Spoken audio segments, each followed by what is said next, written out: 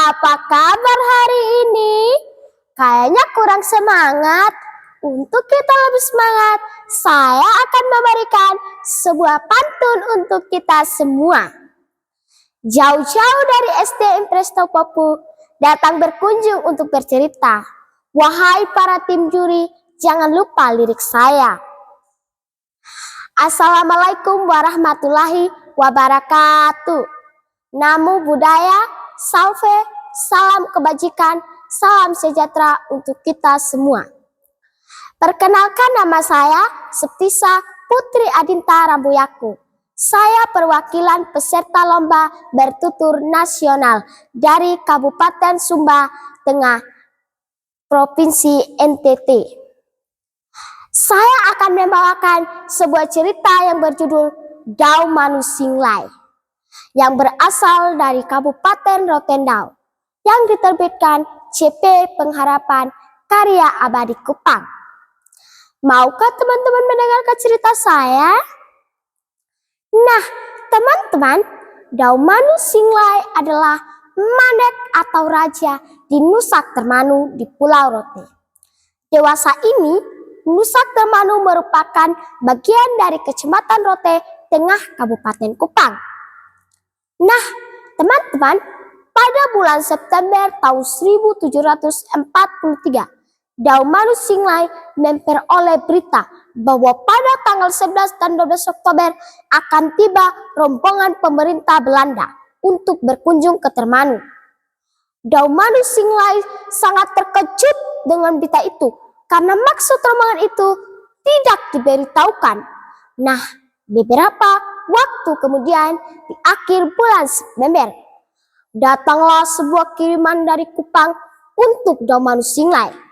Kiriman itu dibawa dari salah seorang putra Singlai yang sedang bersekolah di Kupang. Isi kiriman itu adalah sebuah labu yang berwarna putih dan tangkainya diikat dengan pita merah darah. Kiriman itu menimbulkan tanda tanya besar bagi Manek Dau Manu Singlai. Oleh karena itu, Manek Dau Manu Singlai segera mengundang para manesiu atau temukung dan para maneleo atau kepala suku serta para pelani atau pahlawan perang untuk membahas arti kiriman itu. Dua labu putih diartikan sebagai orang Belanda dan pita merah berarti darah yang mengalir.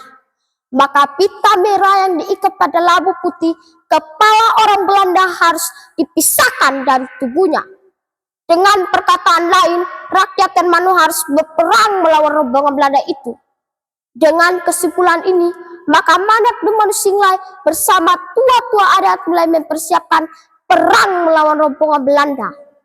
Untuk menyergap rombongan Belanda itu, Manek Dau Manu Singlai memerintahkan perayaan Hus pada tanggal 11 Oktober 1743.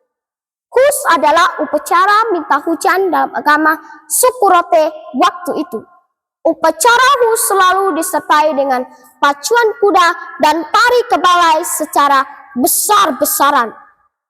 Seluruh rakyat terutama semua laki-laki dewasa harus datang merayakan Hus itu dengan membawa senjata perang selengkapnya.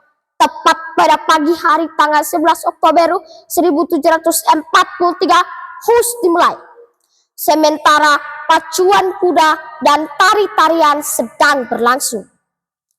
Tiba-tiba datang utusan dari istana memberitahukan bahwa rombongan Belanda telah tiba. Pimpinan rombongan Belanda itu bernama Ji Amau Lempik minta agar Dau Manu Singlai segera menghadap. Manek Dau Manu Singlai dengan tegas menolak permintaan itu dengan alasan upacara Hus belum selesai.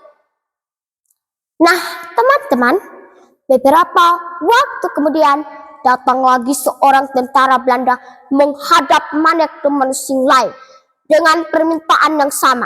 Permintaan tentara Belanda itu disampaikan dengan suara lantang kepada Manek Dau Manu Singlai. Hal itu dianggap penghinaan yang tidak dimaafkan oleh Manek Dau Manu Singlai. Oleh karena itu, Manek Dau Manu Singlai langsung memerintahkan seluruh rakyat untuk menyerang rombongan Belanda itu. Kejar-mengejar pun terjadi antara kedua belah pihak. Akhirnya JA Melenbeek bersama 31 orang tentara Belanda tewas terbunuh. Hanya seorang yang dapat meloloskan diri, kemudian melaporkan peristiwa itu ke Kupang. Nah, teman-teman, 2 minggu kemudian tibalah bala bantuan yang jauh lebih besar di Rote, yang dipimpin sendiri oleh Residen Hajar. Pasukan ini langsung menyerang ke pusat pertahanan Doman Singlai. Tapi teman-teman, selalu gagal. Akhirnya Residen Hajat minta berunding dengan jaminan keamanan penuh bagi Manek Doman Singlai. Dengan jaminan itu, maka Manek Doman Singlai datang berunding bersama 2 orang Palani atau pahlawan perang sebagai pengawal. Kedua pengawal itu masing-masing bernama Balo Domanu dan Deta Balo. Tetapi sesampainya di tempat perundingan di Baak, ketiganya ditangkap dan dibawa ke Kupang untuk dihukum. Sebagian rakyat Termanu ditangkap bersama keluarganya lalu diangkut ke Kupang. Mereka disebar untuk tinggal menetap di pantai Kupang melalui Tanjung Loisina sampai Tanjung Sulamu. Anak cucu mereka menetap di situ sampai hari ini.